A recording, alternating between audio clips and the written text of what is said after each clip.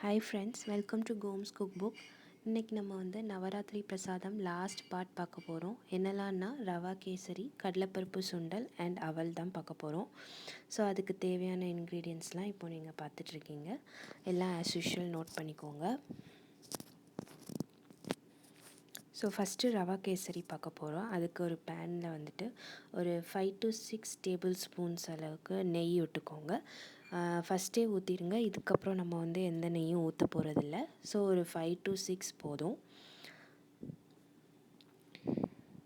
இதை உங்களுக்கு ஜாஸ்தியாக தெரிஞ்சிச்சு அப்படின்னா உங்களுக்கு தேவையான அளவுக்கு நெய் ஊற்றிக்கோங்க.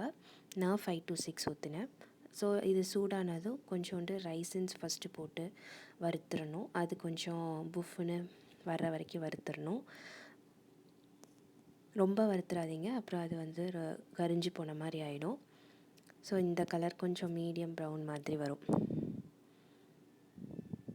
நெக்ஸ்ட்டு வந்துட்டு கேஷ்யூஸ் போடணும். கேஷ்யூஸ் வந்து கொஞ்சோண்டு நீங்கள் எவ்வளோ குவான்டிட்டி பண்ணுறீங்களோ அதுக்கு தகுந்த மாதிரி. நிறைய முந்திரி பருப்பு உங்களுக்கு பிடிக்கும் அப்படின்னா நீங்கள் நிறைய போட்டுக்கலாம்.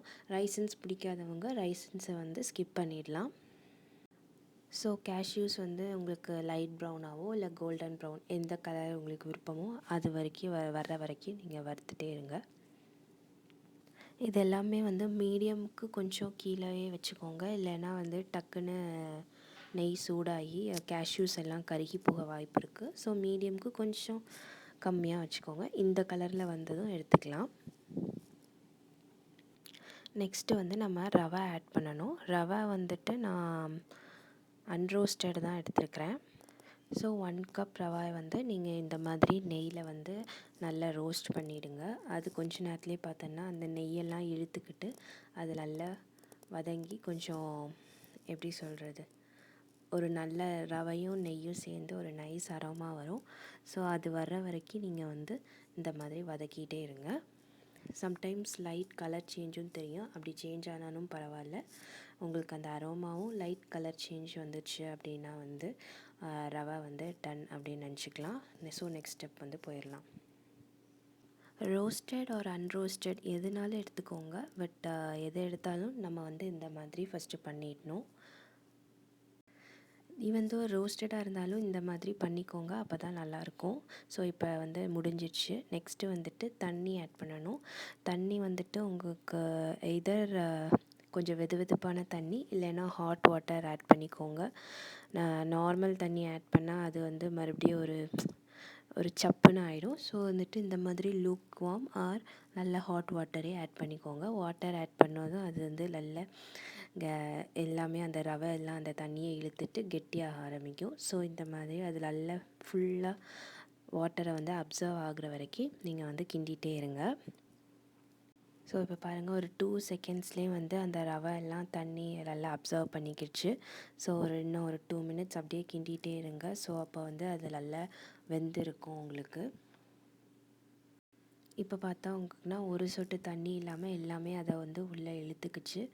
ஸோ ரவையும் நல்லா வெந்துருச்சு, தண்ணியும் உள்ளே அப்சார்ப் ஆகிடுச்சு. நெக்ஸ்ட்டு வந்து நம்ம வந்து சாஃப்ரான் மில்க் ஆட் பண்ணணும். அதுக்கு நான் என்ன பண்ணேன்னா ஒரு 4 to 5 ஸ்ட்ராண்ட்ஸ் ஆஃப் சாஃப்ரான் எடுத்துகிட்டு அதை வந்து ஒரு 2 டேபிள் ஸ்பூன் பாலில் வெதுவெதுப்பான பாலில் வந்து போட்டு வச்சிடணும். ஒரு 15 மினிட்ஸ் போட்டு வச்சுட்டு இந்த மாதிரி ஆட் பண்ணிடணும். இந்த சாஃப்ரான் ஃப்ளேவர் வந்து ஒரு தனி டேஸ்ட் கொடுக்கும் கேசரிக்கு. உங்கள்கிட்ட சாஃப்ரான் இல்லை அப்படின்னா நீங்கள் ஏலக்காய் தூள் கூட யூஸ் பண்ணலாம். பட் சாஃப்ரான் வந்து ஒரு சூப்பர் டேஸ்ட் கொடுக்கும். அதுதான் இந்த டிஷ்ஷோட மெயின் இன்க்ரீடியண்ட் அப்படின்னு கூட சொல்லலாம். ஸோ சாஃப்ரான் இருக்கவங்க கண்டிப்பாக சாஃப்ரான் போட்டு யூஸ் பண்ணி பாருங்கள். ஸோ இப்போ வந்து இந்த சாஃப்ரானோட மில்க்கையும் சேர்த்து ஆட் பண்ணுறதுனால உங்கள் கேசரிக்கே வந்து ஒரு சாஃப்ட்னஸ் கிடைக்கும். இந்த மாதிரி மிக்ஸ் பண்ணதுக்கப்புறம் நெக்ஸ்ட்டு வந்து நம்ம சுகர் ஆட் பண்ணணும். சுகர் வந்து 2 டைம்ஸ், ஸோ 2 கப்ஸ் ஆட் பண்ணணும். ஸோ சுகர் ஆட் பண்ணி நல்லா அதை வந்து கிண்டணும். ஸோ கிண்டும்போது ஊடையில் வந்து லம்ப்ஸ் ஏதாச்சும் வந்துச்சு, அதாவது குட்டி குட்டியாக கட்டி வந்துச்சு அப்படின்னா அதை வந்து நல்லா அமுத்தி விட்டுருங்க. மோஸ்ட்லி இந்த மாதிரி நீங்கள் பண்ணும்போது ரொம்பலாம் கட்டி கட்டியாக வராது. ஸோ இந்த மாதிரி நல்லா மிக்ஸ் பண்ணும்போது உங்களுக்கு அந்த சுகர்லாம் வந்து நல்லா கரைஞ்சி கொஞ்சம் லிக்விட் ஸ்டேஜுக்கு வரும். ஸோ அந்த அளவுக்கு வர்ற வரைக்கும் நீங்கள் வந்து நல்லா மிக்ஸ் பண்ணணும். இந்த மாதிரி குட்டி குட்டி கட்டிகள் வந்துச்சு அப்படின்னா அதை வந்து நல்லா ப்ரெஸ் பண்ணி விட்டு நீங்கள் வந்து அதை வந்து கிண்டிகிட்டே இருக்க வேண்டியதான். ரொம்ப சிம்பிள். இந்த மாதிரி கேசரியை வந்து நீங்கள் கண்டிப்பாக வீட்டில் எல்லாேருக்கும் செஞ்சு கொடுத்தீங்கன்னா உங்களுக்கு சூப்பர் அப்ரிஷியேஷன் கிடைக்கும். ஸோ கண்டிப்பாக இதை ட்ரை பண்ணி பாருங்கள், மிஸ் பண்ணிடாதீங்க. ஸோ இப்போ ஓரளவுக்கு அந்த கட்டிகள்லாம் வந்து நான் வந்து அமுத்தி விட்டுட்டு நல்லா கிண்டிகிட்டே இருக்கிறேன். 1 2 இருக்கும், அதை அப்பப்போ நீங்கள் இந்த மாதிரி ப்ரெஸ் பண்ணி விட்டு ஸ்டிர் பண்ணிகிட்டே இருங்க. இந்த லிக்விட் கன்சிஸ்டன்சியும் உங்களுக்கு வந்து கேசரியோட கன்சிஸ்டன்சி தெரியும்ல, ஸோ நல்லா கொதிக்க விட்டு அப்பப்போ கிண்டிகிட்டே இருங்க. எப்போ அந்த கேசரி கன்சிஸ்டன்சி வருதோ அது வரைக்கும் நம்ம வந்து கிண்டிகிட்டே இருக்கணும். நெய் வந்து ஸ்டார்டிங்லேயே நம்ம போதுமான அளவு விட்டாச்சு. ஸோ எக்ஸ்ட்ரா எதுவும் ஆட் பண்ண தேவையில்லை, இதுவே உங்களுக்கு கரெக்டாக தான் இருக்கும். இப்போ பாருங்கள், நான் கிண்டும் போதே நல்லா அந்த கீ அண்ட் சாஃப்ரான் ஃப்ளேவர் வந்து சூப்பராக இருக்குது. எனக்கு இப்போவே சாப்பிடணும் போல் இருக்குது செஞ்சு முடிக்கிறதுக்கு முன்னாடியே. ஸோ இன்னும் ஒரு 2 மினிட்ஸ் நம்ம இப்படியே கிண்டணும் அப்படின்னா அந்த கரெக்டாக அந்த கேசரி கன்சிஸ்டன்சி வந்துடும். ஸோ இந்த டைமில் ஃபினிஷ் ஆகிற டைமில் வந்து நம்ம கேஷ்யூஸ் அண்ட் ரைசன்ஸ் ரோஸ்ட் பண்ணி வச்சதை இதில் ஆட் பண்ணி நல்லா மிக்ஸ் பண்ணி விட்ருங்க. ஸோ ஓரளவுக்கு இப்போ நமக்கு அந்த கன்சிஸ்டன்சி வர ஸ்டார்ட் ஆகிடுச்சு. இன்னும் ஒரு 5 மினிட்ஸில் வந்துடும். நம்ம வந்து ஸ்டிர் பண்ணிகிட்டே இருக்கணும், இல்லைன்னா சம்டைம்ஸ் வந்து அது அடிப்பிடிக்க வாய்ப்பு இருக்குது. ஸோ நம்ம இப்போ அப்படியே பண்ணிகிட்டே இருக்கணும். இப்போ பாருங்கள், உங்களுக்கு வந்து கேசரி கன்சிஸ்டன்சி வந்துடுச்சு. எனக்கு வந்து இந்த மாதிரி இருந்தால் தான் பிடிக்கும். சில பேர் இன்னும் கட்டியாக ஆக்க விடுவாங்க. நான் வந்து இந்த ஸ்டேஜில் வந்து ஆஃப் பண்ணிடுவேன். பிகாஸ் அது ஆறினாலும் கொஞ்சம் கெட்டியாகும்ல. ஸோ அதனால் எனக்கு இந்த ஸ்டேஜில் நான் ஆஃப் பண்ணால் எனக்கு கரெக்டாக இருக்கும். ஸோ உங்களுக்கு எந்த மாதிரி இல்லை, இதுக்கு முன்னாடி இன்னும் கொஞ்சம் தண்ணியாக வேணும் அப்படின்னாலும் நீங்கள் வந்து ஆஃப் பண்ணிக்கலாம். இந்த கன்சிஸ்டன்சி தான் ஐ திங்க் பர்ஃபெக்டாக இருக்கும்னு நினைக்கிறேன். So it's done.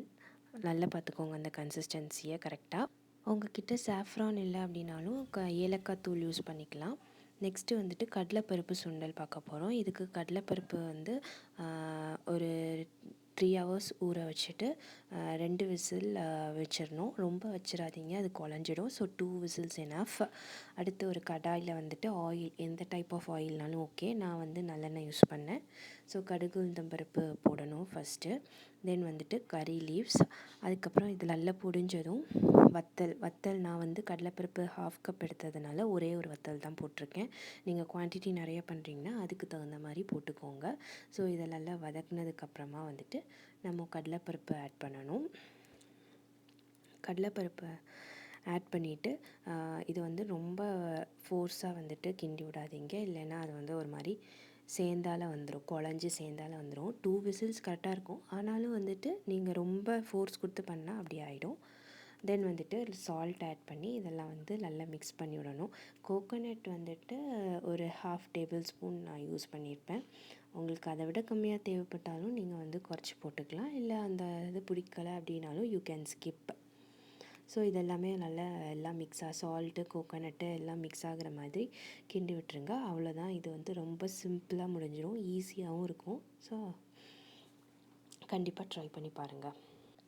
Okay, finally நம்ம வந்து அவல் பார்க்க போகிறோம். இதுக்கு வந்து 1 கப் அவல் எடுத்து அதை ஒரு சிப்பில் ட்ரான்ஸ்ஃபர் பண்ணிவிட்டு நிறைய ஹாட் வாட்டர் அது மேலே ஊற்றி விடுங்க. அதுக்கப்புறம் அது தண்ணியெல்லாம் வடிஞ்சதும் ஒரு 5 மினிட்ஸ் ஊற விடுங்க. தென் ஒரு கடாயில் வந்துட்டு ஆயில் ஊற்றி அதே மாதிரி தான் கடுகு உளுந்தம் பருப்பு, கருவேப்பிலை, அப்புறம் வந்துட்டு இதுக்கு வந்து பச்சை மிளகா போடணும். நான் வந்துட்டு ஒரு 2 to 3 பச்சை மிளகா எடுத்துருக்கிறேன். அதுக்கப்புறம் வந்துட்டு பீனட்ஸ் ஒரு கொஞ்சோண்டு உங்களுக்கு எவ்வளோ தேவையோ அந்த மாதிரி. இதுக்கு குவான்டிட்டிலாம் கிடையாது, சும்மா தோன்றதை போட்டுக்கோங்க. ஸோ இதை வந்து நல்ல பீனட்ஸ் வந்துட்டு கலர் சேஞ்ச் ஆகிற வரைக்கும் நம்ம வந்து வதக்கணும். அதுக்கப்புறம் கொஞ்சோண்டு ஜிஞ்சர், இது வந்து கம்ப்ளீட்லி ஆப்ஷனல். உங்களுக்கு வந்து ஜிஞ்சர் பிடிக்கும் அப்படின்னா நீங்கள் ஆட் பண்ணிக்கலாம், இல்லைனாலும் யூ கேன் ஸ்கிப் இட். எனக்கு இப்போ கொஞ்சம் ஆயில் பத்தாத மாதிரி இருக்கிறதுனால நான் லைட்டாக ஆட் பண்ணிக்கிறேன். ஆட் பண்ணிட்டு இதில் வந்து நல்லா சாட்டே பண்ணுங்கள். அந்த ஜிஞ்சர் வந்துட்டு உங்களுக்கு நல்லா குக் ஆகிருக்கணும். நெக்ஸ்ட்டு வந்துட்டு ஓகே, இப்போ ஒரு 2 செகண்ட்ஸ் கழித்து நமக்கு பீனட்ஸ் வந்து கலர் சேஞ்ச் ஆகிறது தெரியுது.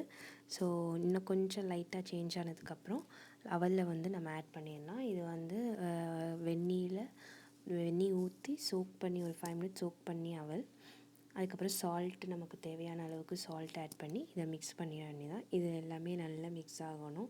நான் முன்ன சொன்ன மாதிரியே தான், அந்த ஜிஞ்சரோட ஃப்ளேவர் எல்லாமே வந்து அந்த அவலோட கம்பைன் ஆகணும். ஸோ அது வரைக்கும் நல்லா வதக்குங்க. அவ்வளோதான், முடிஞ்சிச்சு. இது ரொம்ப ரொம்ப சிம்பிள், இந்த கடலைப்பருப்பு சுண்டலும் அவலும். ஸோ வந்துட்டு உங்களுக்கு ஈஸியாக சட்டுன்னு பண்ணணும் அப்படின்னா இந்த இதை நீங்கள் வந்து ட்ரை பண்ணலாம். So it's done over. Okay, இன்றைக்கி உள்ள டிஷ்ஷஸ்லாம் நீங்கள் கண்டிப்பாக ட்ரை பண்ணுங்கள். இந்த நவராத்திரி பிரசாதம் சீரீஸ் ஃபுல்லாமே நீங்கள் ட்ரை பண்ணுவீங்கன்னு நம்புகிறேன். என்னோடய சேனல் பிடிச்சிருந்துச்சுன்னா லைக் பண்ணுங்கள், சப்ஸ்கிரைப் பண்ணுங்கள், மறக்காமல் பெல் ஐக்கானையும் கிளிக் பண்ணுங்கள். தேங்க்ஸ் ஃபார் வாட்சிங். Have a good day.